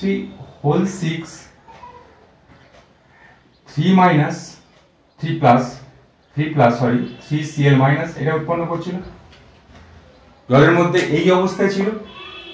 এই অবস্থায় থাকার পরে তিনি যখন এখানে AgNO3 দিচ্ছেন এক্সেস পরিমাণে, AgNO3 এক্সেস, তখন কি হচ্ছে, এখানে 3 পরমাণু, 3 আয়ন ক্লোরিন আছে, তাহলে এখানে কি হচ্ছে, AgCl ও 3AgCl এর পদক্ষেপ পড়ে যাচ্ছে, মানে 3 মোল AgCl পদক্ষেপ করছে। তাহলে এইটা স্ট্রাকচার কিন্তু এইটা নয়, এটা প্রকৃত স্ট্রাকচার হচ্ছে এইরকম। তিনি একটা কমপ্লেক্স সল্ট বা কমপ্লেক্স একটা আয়নের কথা তিনি কিন্তু চিন্তা করেছিলেন। দ্বিতীয়টার ক্ষেত্রে কি হচ্ছে? এই স্ট্রাকচারটা, দ্বিতীয়টার ক্ষেত্রে দেখো, এখানে তিনি স্ট্রাকচারটা ভাবেন এইরকম, যে CONH3 এখানে 5টাকে ভেতরে ঢোকালেন, একটা Cl কে ভেতরে ঢোকালেন, এবং Cl কে ভেতরে ঢুকিয়ে দুটো Cl2 কে বাইরে রাখলেন। দেখো কনসেপ্টটা তোমাদের ক্লিয়ার হবে। দুটো Cl2 কে বাইরে রাখলেন, দুটো Cl2 কে যখন বাইরে রাখলেন, এখানে H2 যখন তিনি দিচ্ছেন, তখন তিনি কি পাচ্ছেন? তখন তিনি পাচ্ছেন, দেখো, CONH3 5Cl, এটা হচ্ছে 2+ আর 2Cl-, এটা যদি আয়নে ভাঙে সেরকম ভাবে ভাঙবে, কারণ এটা প্রকৃত স্ট্রাকচার হচ্ছে এইটা। অর্থাৎ এখানে ক্লোরিনটা, একটা ক্লোরিন ভেতরে আছে আর দুটো Cl2 বাইরে আছে, কারণ প্রকৃত স্ট্রাকচার হচ্ছে এইটা হচ্ছে প্রকৃত স্ট্রাকচার। এবং সেখানে কত মোল তিনি, 2 মোল আয়ন তিনি পাচ্ছেন, 2Cl-, দুটো আয়ন পাচ্ছেন। তা দুটো আয়ন যদি তিনি পান, তিনি এক্সেস AgNO3 যদি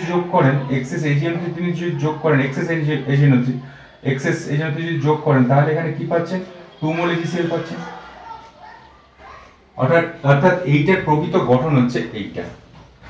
দেখো তিনি কতটা বুদ্ধিমান বা কতটা তার IQ ছিল, কতটা তিনি চিন্তা ভাবনা করতে পেরেছিলেন। এবং যদি এইটা স্ট্রাকচার আমি নিয়ে আসি, তাহলে কি হচ্ছে, দেখো, এইটা যদি CONH3 4Cl2, এখানে বাইরে হচ্ছে একটা Cl কে তিনি রাখলেন, এবং এটা যদি আয়নিত হয় তাহলে কি হবে? এটা যদি আয়নিত হয় তাহলে হচ্ছে CONH3 4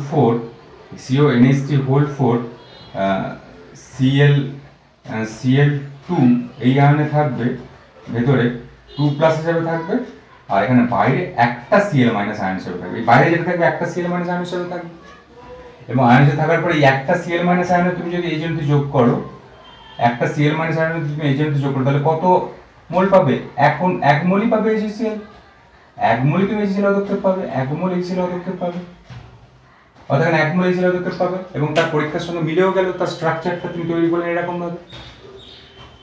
তো এই অ্যালফ্রেড ওয়ার্নার এই পরীক্ষাটি তিনি কিন্তু করেছিলেন এবং অ্যালফ্রেড ওয়ার্নার কিছু তত্ত্বও দিয়েছিলেন। সেই তত্ত্বের মধ্যে কি অ্যালফ্রেড ওয়ার্নার বলছেন যে একটা জটিল, এটা তিনি জটিল যৌগ বলে বর্ণনা করলেন যে জটিল যৌগের দু রকমের যোজ্যতা থাকে। আমি এটা লিখছি, এই স্ট্রাকচারগুলো থাকুক। যে অ্যালফ্রেড ওয়ার্নারের তত্ত্বটার মধ্যে প্রথম দুটো কথা হচ্ছে সেটাই যে অ্যালফ্রেড ওয়ার্নারের তত্ত্বটার মধ্যে কি বলছে অ্যালফ্রেড ওয়ার্নারের তত্ত্ব, যে একটি জটিল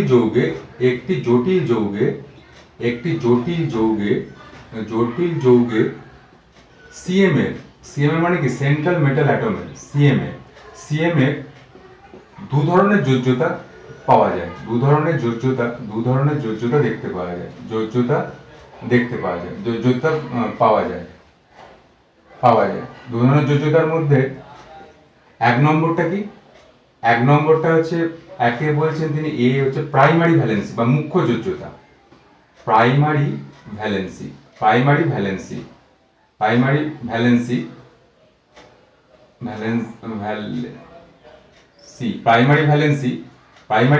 বা মুখ্য যোজ্যতা। এবং আরেকটা কি, আরেকটা যোজ্যতা কি পাবে? আরেকটা যোজ্যতা হচ্ছে সেকেন্ডারি ভ্যালেন্সি বা গৌণ যোজ্যতা, সেকেন্ডারি ভ্যালেন্সি বা গৌণ যোজ্যতা।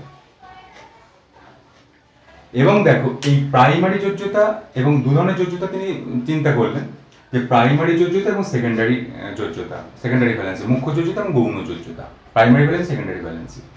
তিনি কোনটাকে গৌণ যোজ্যতা বললেন? গৌণ যোজ্যতা বললেন সেটাকে এই ভেতরে কোঅর্ডিনেশন স্ফিয়ার বা কোঅর্ডিনেশন যে এন্টিটির ভেতরে এই সেন্ট্রাল মেটাল অ্যাটমকে কেন্দ্র করে যতগুলো লিগ্যান্ড থাকছে, যতগুলো লিগ্যান্ড অসমযোজী বন্ধন তৈরি করছে, অর্থাৎ এই সেকেন্ডারি ভ্যালেন্সি হচ্ছে তার কোঅর্ডিনেশন নাম্বার। সেকেন্ডারি ভ্যালেন্সি, আমরা একটা কথা বলতে পারি, সেকেন্ডারি ভ্যালেন্সি হচ্ছে তার কোঅর্ডিনেশন নাম্বার। এখানে কোবাল্ট, এই কোবাল্টের দেখো, কোবাল্টের এখানে কোঅর্ডিনেশন নাম্বার কত? কোঅর্ডিনেশন নাম্বার হচ্ছে 6। 6টা লিগ্যান্ড কিন্তু অ্যামোনিয়া লিগ্যান্ড কিন্তু আছে, 6টা অ্যামোনিয়া লিগ্যান্ড কোবাল্টের সঙ্গে 6টা অসমযোজী বন্ধন তৈরি করছে।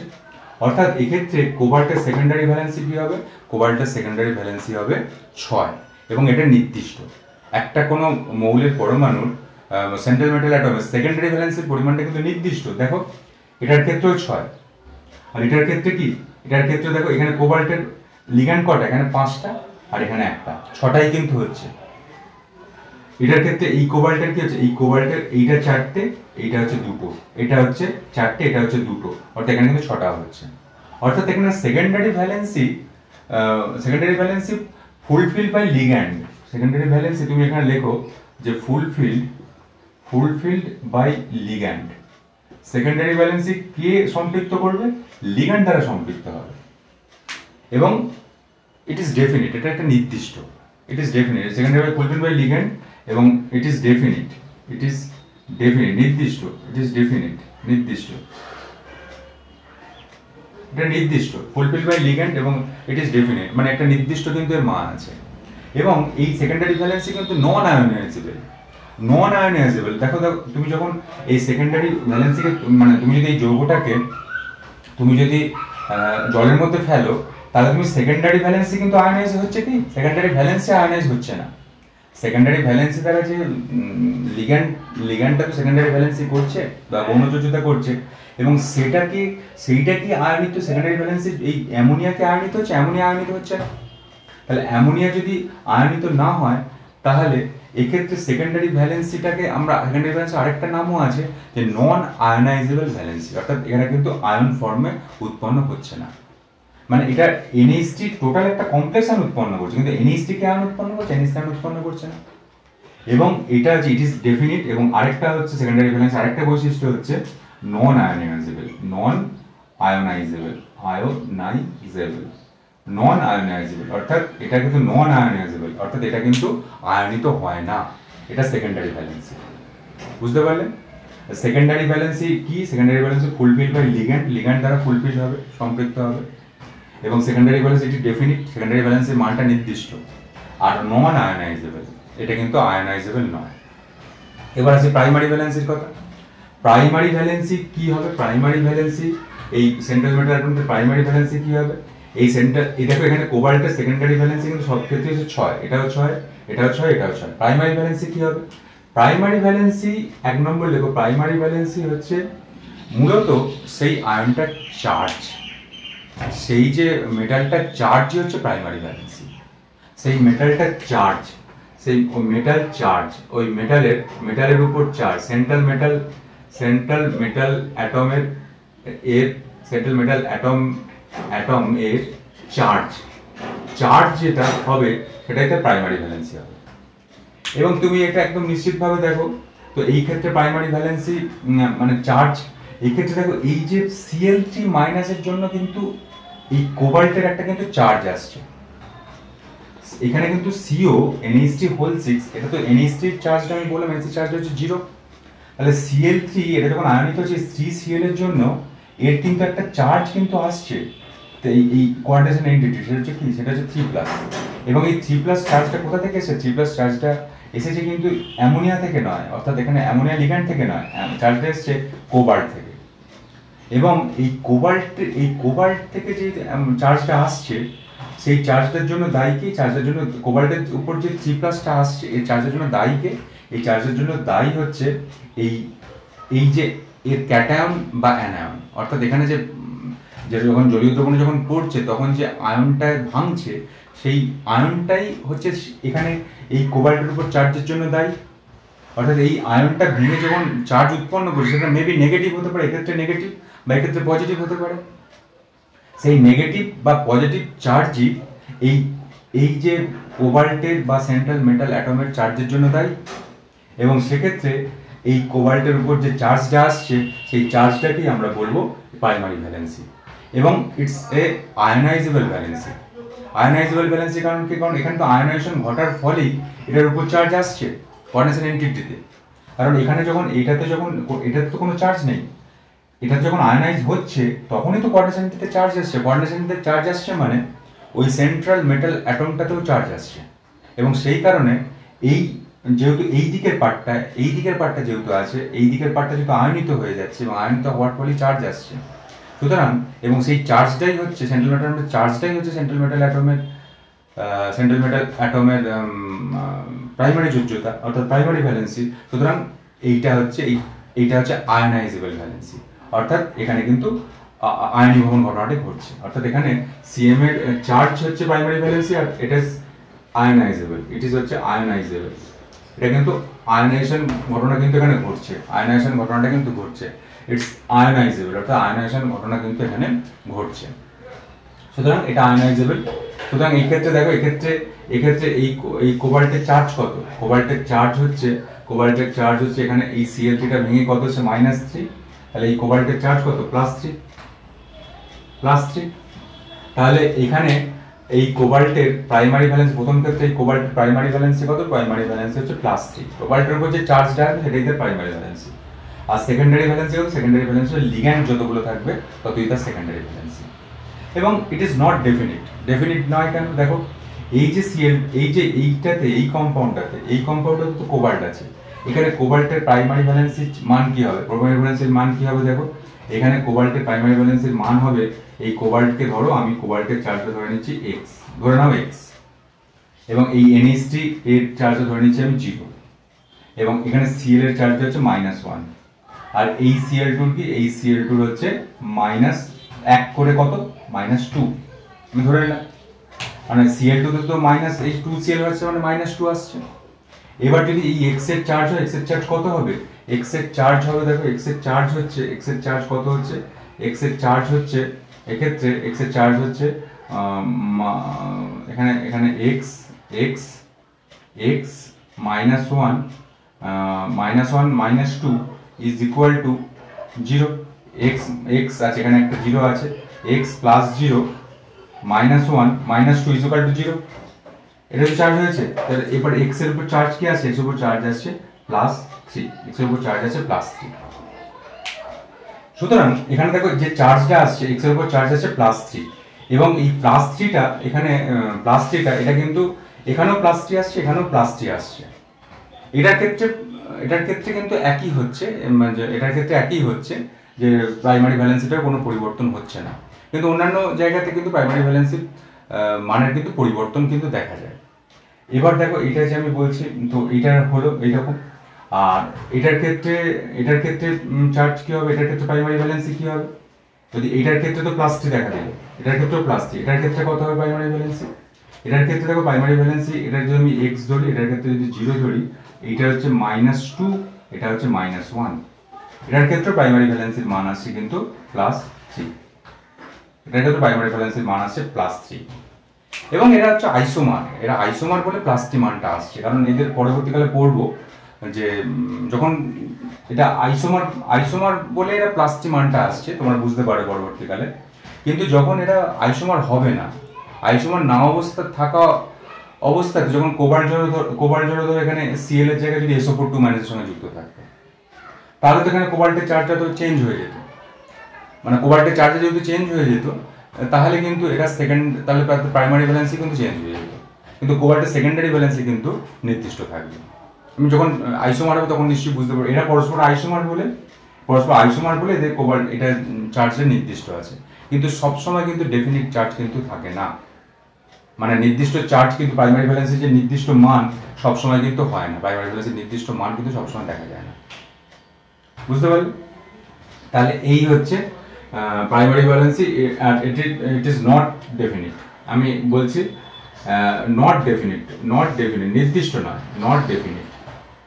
নির্দিষ্ট নয়। আমি যখন আইসোমার পড়বো তখন নিশ্চয়ই বুঝতে পারবে। এটাতে আইসোমার মানে কি, জাস্ট আইসোমার দেখো যদি সবারই সৃষ্টি কিন্তু হয়েছে, দেখো এদিক ওদিক ঘুরিয়ে দিয়ে সৃষ্টিটা হয়ে গেছে, যে এখানে আইসোমার তৈরি হয়েছে NH3 6Cl2, এখানে Cl2 রেসপেক্টে আইসোমার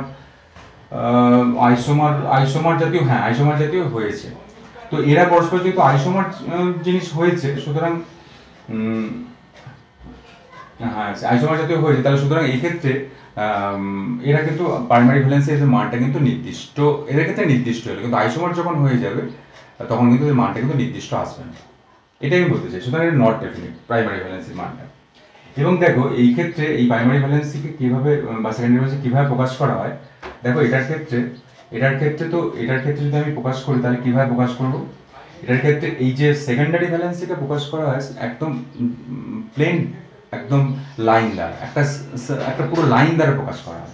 দেখো এখানে যদি এটাকে প্রকাশ করা হয় তাহলে কি আমরা প্রকাশ করব, CO NH3 কটা আছে, 6টা আছে, সেকেন্ডারি ভ্যালেন্সকে এই 6টা তুমি NH3 প্রকাশ করো, NH3 এখানে NH3 এখানে NH3 এখানে NH3 6টা এখানে প্রকাশ করো, 6টা পুরো একদম কমপ্লিট লাইন দ্বারা তুমি প্রকাশ করো প্রাইমারি ভ্যালেন্সিকে, কমপ্লিট প্রাইমারি ভ্যালেন্সি বলছি আমি, সেকেন্ডারি ভ্যালেন্সিকে তুমি কমপ্লিট লাইন দ্বারা প্রকাশ করো, এখানে হচ্ছে কমপ্লিট এটা হচ্ছে NH3 হচ্ছে সেকেন্ডারি ভ্যালেন্সি সম্পৃক্ত হয়েছে, তাহলে কমপ্লিট লাইন দ্বারা তুমি ফিল আপ করো, এখানে একটা এখানে আর কটা, দুটো আছে, এখানে একটা NH3 দাও, এখানে NH3 দাও, আর এখানে একটা NH3 দাও, কমপ্লিট লাইন দ্বারা তুমি ফিল আপ করো, secondary valency is filled up by a complete line.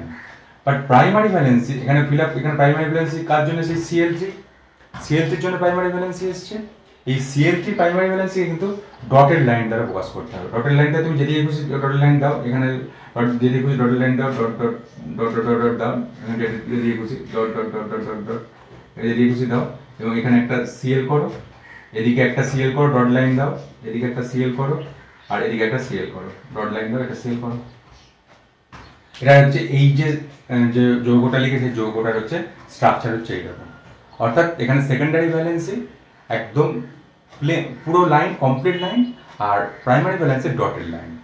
এবার দেখো এইটার ক্ষেত্রে এটা হচ্ছে এইটার জন্য, মানে এই প্রথমটার জন্য, আর যদি দ্বিতীয়টার জন্য করি তাহলে দেখো এখানে সেকেন্ডারি ভ্যালেন্সি কি আসবে, এই কোবাল্ট, সেকেন্ডারি ভ্যালেন্সির জন্য অ্যামোনিয়া 5টা করি, একটা কমপ্লিট লাইন, দুটো কমপ্লিট লাইন, তিনটে কমপ্লিট লাইন, চারটে কমপ্লিট লাইন, 5টা, আচ্ছা আমি এখানে করছি, এখানে আরেকটা করছি, 4টে 8টা করছি, দেখো 5টা কমপ্লিট লাইন করছি, 5টা কমপ্লিট লাইন করছি, 5টা কমপ্লিট লাইন করছে। এবার এই যে সিএলটা, এই সিএলটা সেকেন্ডারি ভ্যালেন্সির উপর কাউন্ট হয়েছে। তো সেকেন্ডারি ভ্যালেন্সির উপর যদি কাউন্ট হয়, সেকেন্ডারি ভ্যালেন্সির উপর কাউন্ট হয় তাহলে কমপ্লিট লাইন সিএল করলাম। সেকেন্ডারি ভ্যালেন্সি আমি বলছি কমপ্লিট লাইন হবে। কিন্তু দেখো এই যে কোবাল্টের যে চার্জটা এসছে, সেই চার্জটা কিন্তু চার্জটার পেছনে এর অবদানটাও আছে। এই সেল মাইনাসের চার্জটাও কিন্তু অবদান আছে। সেল মাইনাস চার্জের যদি অবদান থাকে তাহলে এক্ষেত্রে এইটা কিন্তু এই কমপ্লিট লাইনের সঙ্গে সঙ্গে আরেকটা ডটেড লাইনও কিন্তু দেওয়া হবে, কারণ এটা দিয়ে এটাই বোঝাবে, এই ডটেড লাইন কিন্তু দেওয়া হবে এবং এটা দ্বারা এটাই বোঝাবে যে এই সিএলটা সেকেন্ডারি ভ্যালেন্সির মধ্যেও কাউন্ট হয়েছে আর প্রাইমারি ভ্যালেন্সির মধ্যেও এটা কাউন্ট হয়েছে, কারণ প্রাইমারি ভ্যালেন্সির যে কাউন্টের মধ্যে কিন্তু এই যে সিএলটা এসেছে। আর এই যে সিএল2টা, এই সিএল2টার টোটালটাই কিন্তু প্রাইমারি ভ্যালেন্সির জন্য হয়েছে, কারণ এটার মধ্যে কোনো সেকেন্ডারি ভ্যালেন্সি নেই, এটা সিএল2টা আয়নিত হয়েছে। তাহলে এইটাকে আমরা কি করবো, এই দুটোকে আমরা একদম টোটালটাই ডট ডট করে কাউন্ট করবো সিএল, আর এদিকে তুমি ডট ডট ডট করে কাউন্ট করো, এটা হচ্ছে সিএল। বুঝতে পারলে? একদম সিম্পল জিনিস। এটার ক্ষেত্রে কিরকম কাউন্ট করবে, এটার ক্ষেত্রে কিরকম দেখাবে, এটার ক্ষেত্রে আমি এখানে মুছছি, একদম মুছছি, তাহলে ক্লিয়ার হবে। এইটার ক্ষেত্রে কিভাবে দেখাবে, এটার ক্ষেত্রে দেখো এখানে কোবাল্ট, এখানে দিয়ে দিলাম কোবাল্ট, এখানে কোবাল্ট দিয়ে দিচ্ছি, এখানে দেখো আচ্ছা NH3 4টে আমি লিখে ফেলি, এটা secondary valency NH3, secondary valency full line দিয়ে ফিল আপ হবে, NH3 ফুল লাইন দিয়ে ফিল আপ হলো সেকেন্ডারি ভ্যালেন্সি। ঠিক আছে, এবার দেখো এখানে যে সিএল2টা আছে, সেই সিএল2টা সেকেন্ডারি ভ্যালেন্সির মধ্যে কাউন্ট হয়েছে, কারণ চার এর ওখানে সিএল2 তো এখানে ক্লোরিনটা আছে, ক্লোরিনটা তো অসমযোজী বন্ধন কোবাল্টের সঙ্গে করেছে, এটা তো লিগ্যান্ড হিসেবে আচরণ হচ্ছে, লিগ্যান্ড হিসেবে যেহেতু আচরণ করছে, সুতরাং এই সিএল2টা সেকেন্ডারি ভ্যালেন্সি হিসেবে কাজ করছে। সেকেন্ডারি ভ্যালেন্সি মানে তুমি টোটালটা একটা দাগ দাও, টোটাল এখানে সিএল দাও, আরেকটা টোটাল দাগ দাও, এখানে সিএল দাও, দিয়ে দিলে। এবার দেখো এই সিএল2টা প্রাইমারি ভ্যালেন্স, এই সিএল2টার চার্জের জন্য প্রাইমারি ভ্যালেন্সির চার্জটাও এসেছে। এই সিএল2টার চার্জে আছে বলে এখানে প্রাইমারি ভ্যালেন্সিরও কিন্তু চার্জ আছে, মানে অর্থাৎ এখানে প্রাইমারি ভ্যালেন্সির জন্য এই সিএল2 চার্জটাও দায়ী, সিএল2 চার্জটা, তবেই না ক্যালকুলেশন করে আমি +3 পেয়েছি। সুতরাং এক্ষেত্রে এই সিএলটাতেও প্রাইমারি ভ্যালেন্সির অবদান আছে, অর্থাৎ প্রাইমারি ভ্যালেন্সির যেহেতু অবদান আছে, সুতরাং এটাকে আমরা কিন্তু একটা ডটেড লাইন দ্বারা প্রকাশ করে দেবো এই সিএলটার জন্য, আর এখানেও আমরা ডটেড লাইন দ্বারা প্রকাশ করবো, ডটেড লাইন দ্বারা প্রকাশ করবো, অর্থাৎ এটা প্রাইমারি ভ্যালেন্সিকে সেকেন্ডারি ভ্যালেন্সিকে বোঝাচ্ছে, অর্থাৎ কমপ্লিট লাইন এবং ডটেড লাইন দ্বারা প্রাইমারি ভ্যালেন্সির অবদান আছে। কিন্তু এই সিএলটাতে সেকেন্ডারি ভ্যালেন্সির কোনো অবদান নেই, কারণ এই সিএলটা একদম বাইরে, এটা কোনো লিগ্যান্ড না, এটা আয়োনাইজেবল, এটা প্রাইমারি ভ্যালেন্সি, অর্থাৎ এই সিএলটা এখানে কিন্তু আমরা ডট ডট লাইন দেখাবো, ডট লাইন করে এই সিএলটাকে এখানে প্রকাশ করে দেবো। ব্যাস, এখানে হয়ে গেল ওয়ার্নারের যে তত্ত্ব। ওয়ার্নারের তত্ত্বের মধ্যে দুটো জিনিস করতে হবে, যে একটা কোনো সেন্ট্রাল মেটাল অ্যাটমের দুটো যোজ্যতা থাকে, একটা হচ্ছে প্রাইমারি ভ্যালেন্সি, একটা হচ্ছে সেকেন্ডারি ভ্যালেন্সি। সেকেন্ডারি ভ্যালেন্সি মূলত কোনটা? সেকেন্ডারি ভ্যালেন্সি হচ্ছে যে একটা সেন্ট্রাল মেটাল অ্যাটম যতগুলো লিগ্যান্ড দ্বারা পরিবৃত্ত থাকে, সেটা হচ্ছে সেকেন্ডারি ভ্যালেন্সি, এবং ইট ইজ নট আয়োনাইজেবল। এবার কিন্তু ভাঙে না, জলীয় দ্রবণে এই জায়গাটা কিন্তু ভাঙে না, এবং ইট ইজ ডেফিনিট, এর মানটা হচ্ছে নির্দিষ্ট। আর প্রাইমারি ভ্যালেন্সি কোনটা? প্রাইমারি ভ্যালেন্সি হচ্ছে প্রাইমারি ভ্যালেন্সি মূলত ওই যে চার্জ, মানে ওই যে কমপ্লেক্সের মধ্যে ওই সেন্ট্রাল মেটালের চার্জটাই হচ্ছে প্রাইমারি ভ্যালেন্সি, এবং সেন্ট্রাল মেটালের চার্জটা প্রাইমারি ভ্যালেন্সিটা কি জন্য আসছে? প্রাইমারি ভ্যালেন্সিটা আসছে যখন আয়নাইজেশন ঘটছে, এই আয়নাইজেশন যখন ঘটছে তখনই প্রাইমারি ভ্যালেন্সির ব্যাপারটা আসছে, কারণ আয়নাইজেশন ঘটছে বলেই তবেই তো চার্জের সৃষ্টি হচ্ছে। সেই জন্য প্রাইমারি ভ্যালেন্সিটাকে আমরা বলবো চার্জেবল ভ্যালেন্সি বা আয়োনাইজেবল ভ্যালেন্সি। এবং আয়োনাইজেবল ভ্যালেন্সিতে যেহেতু সেকেন্ডারি ভ্যালেন্সি যেহেতু লিগ্যান্ডও কাউন্ট হচ্ছে, সুতরাং সেটাকে প্রকাশ করার জন্য কিন্তু আমরা ডটেড লাইন প্রকাশ করেছি, সেকেন্ডারি ভ্যালেন্সিকে প্রকাশ করার জন্য আমরা কমপ্লিট লাইন প্রকাশ করেছি, আর প্রাইমারি ভ্যালেন্সিকে বোঝানোর জন্য আমরা ডটেড লাইনও একই সঙ্গে প্রকাশ করেছি। নিশ্চয়ই বুঝতে পেরেছি এটা আমরা এই জায়গাটা। তো এই জায়গাটায় আর যেটা টোটালটাই, যেখানে একদম কমপ্লিট লাইন সেটা টোটালটাই সেকেন্ডারি ভ্যালেন্সি, আর যেটা ডটেড লাইন সেটা হচ্ছে প্রাইমারি ভ্যালেন্সি।